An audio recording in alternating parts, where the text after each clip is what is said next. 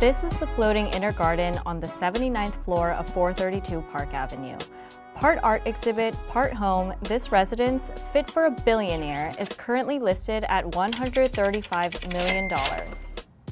To put that into perspective, if a homeowner bought this residence with a down payment of 20% of the sale price, that would be $27 million.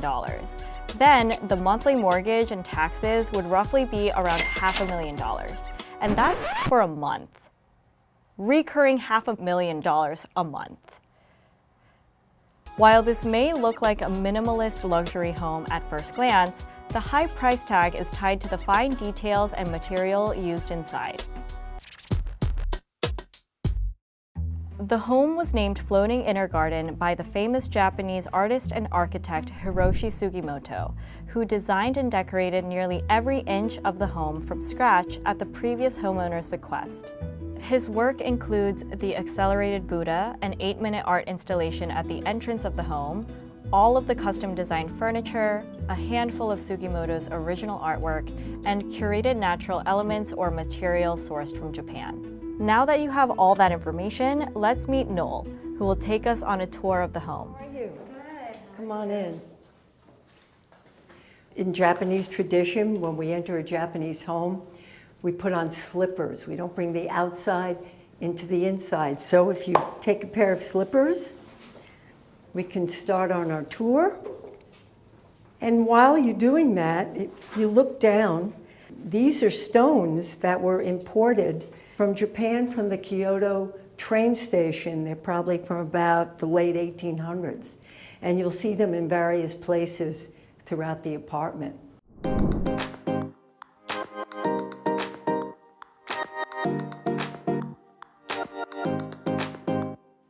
So when we walk into the apartment, he built a bridge. And it's very important because when someone comes into their home, they have to forget the outside. It's peaceful, it's quiet. I'll use the word zen. And this bridge separates you from the outside, sort of a welcoming pathway into the home. The wood that was used to build this bridge is priceless. It's made from a piece of ancient Yakusugi cedar that is over 1,000 years old. It's important to note that the trees are now protected by UNESCO World Heritage and are prohibited from being cut down. And the other thing is, if you notice, the stones on the side, the very small side, represent water. And continuing with that water theme, you'll see at the end of the hallway a tiny sculpture that represents the 7 seas. So this obviously isn't your average or even grandiose, in-your-face foyer. It is visually understated, but holds so much depth and meaning within it.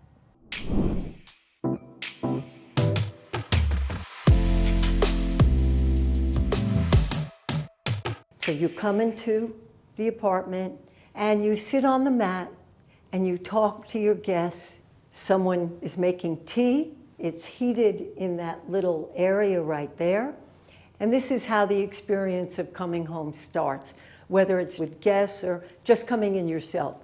It settles you down from the outside inside. The Japanese little plaque up there says the Floating Inner Garden.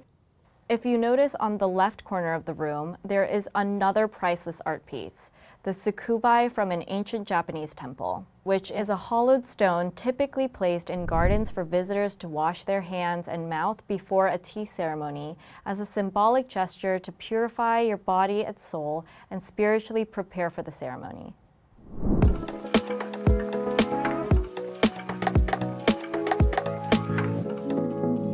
This room, as I said, is multi-purpose.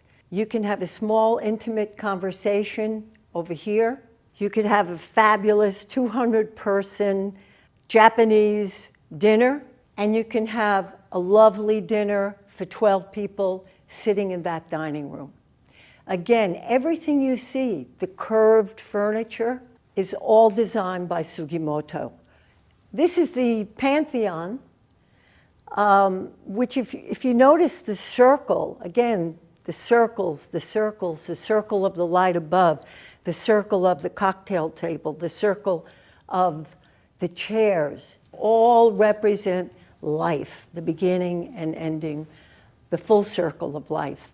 The floors are very special. This is the same wood from the bridge you saw at the entrance, and you'll see it throughout the home.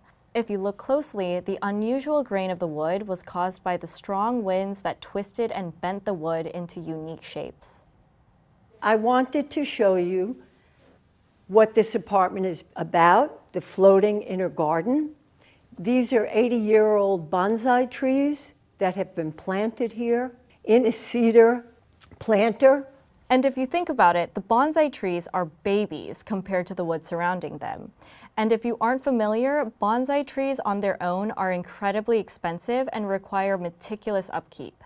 Everything's hand cut, and this stone, it's huge, I don't know how many thousand pounds it weighs, came from Japan, and we will see this stone in another part of the apartment.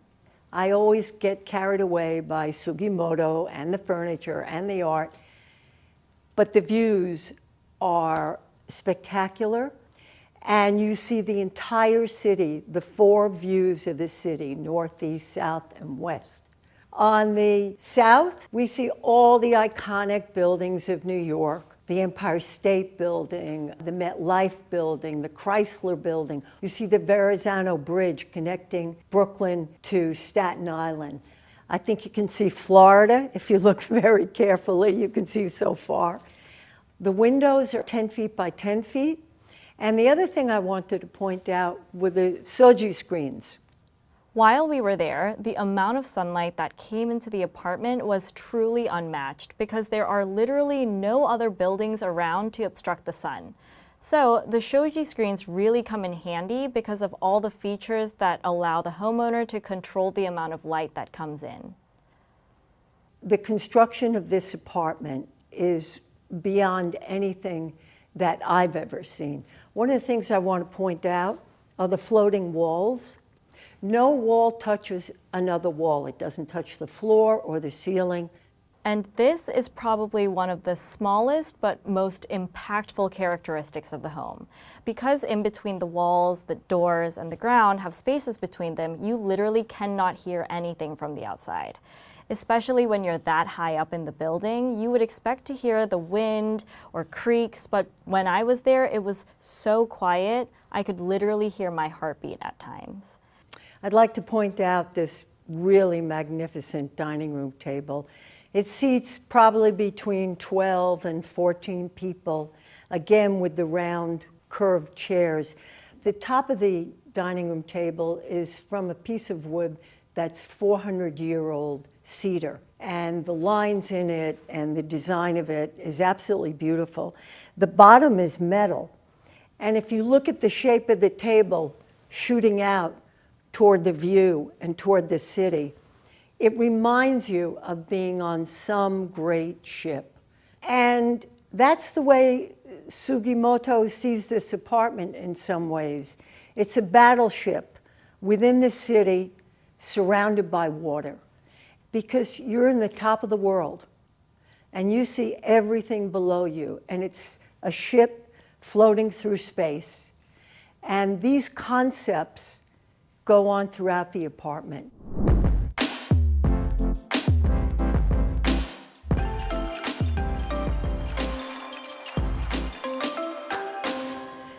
I must say that this kitchen is definitely the most beautiful kitchen I've ever seen in 40 years of showing apartments.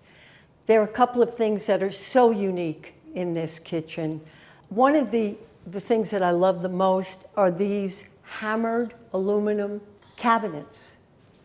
The exhaust is all hand hammered. The cabinets here have rounded tops. And guess what? You can see inside the kitchen cabinets because it has circles of glass in it, so you know exactly what's in it. You have a beautiful long island with a dishwasher there. We have 2 refrigerators, and we have 4 ovens. And this is a very special item.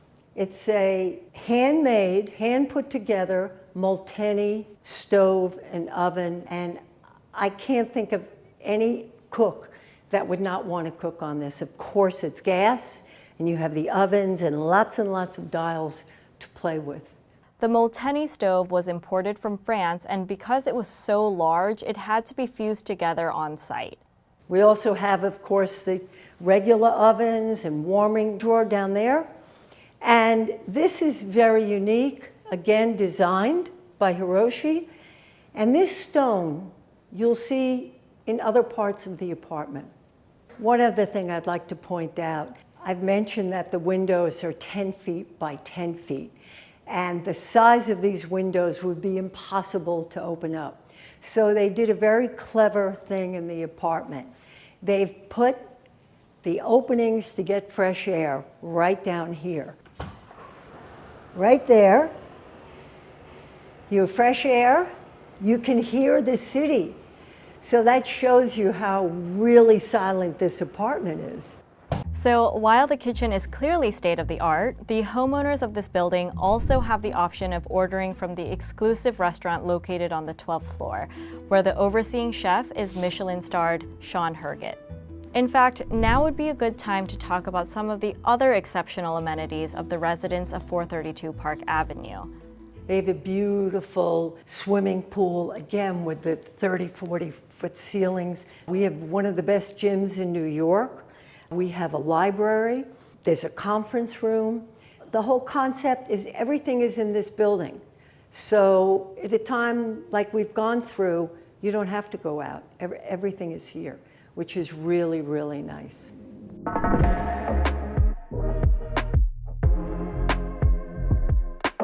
This is the family room or den or living room, whatever you'd like to call it. It probably seats, I don't know, 30, 40 people to lounge. It's got beautiful bookshelves. Again, the combination of wood and metal. And one of the most intricate details of the apartment is this long coffee table. It's supported by optic glass. And these big chunks of optic glass came from the Canon factory in Japan. It's what they make the filters out of in a camera. The rug is very special, again designed by Hiroshi. And these circles are very similar to patterns that are used in Japanese gardens.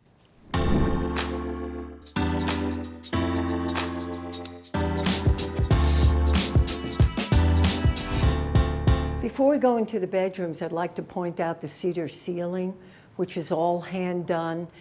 Additionally, as I mentioned, there are 2 powder rooms, and I'd like to show you at least one of them because they're beautiful and they're so Japanese inspired. So we have 2 powder rooms, and this area over here, hello? So you can see me here. In total, this apartment has 4 elevators, 2 for service and staff, which is where I'm standing now, and 2 at the entrance where the art exhibition is. This floor is designed by Sugimoto. They are like little pillows, and when you walk on them, they almost feel soft. They're sort of round on the top, and these pillows are throughout the apartment.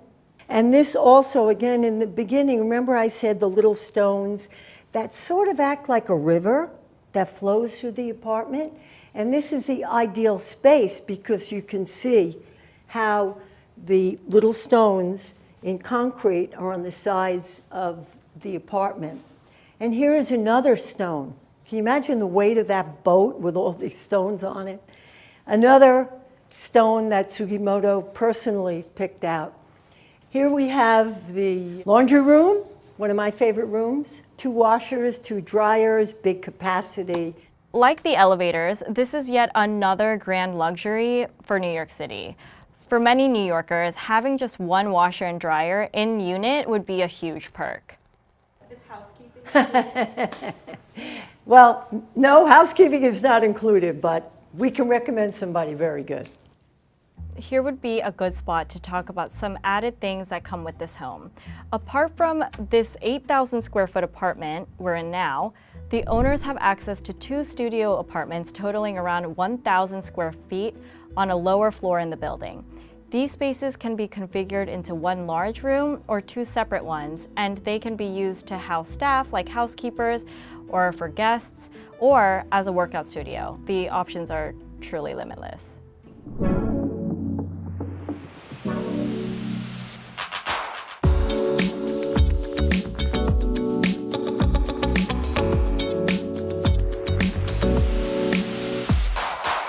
When looking at the 4 guest bedrooms, it might be hard to tell them apart since they utilize the same minimalist designs and custom furniture, like the custom platform beds, the metered shelves, and the desks. The main difference between the rooms are the views, which, since this apartment is a full floor home, it offers 360-degree views of the city. Of course, each bedroom has a bathroom, minus the Jack and Jill configured bedrooms that share a beautiful, stunning bathroom.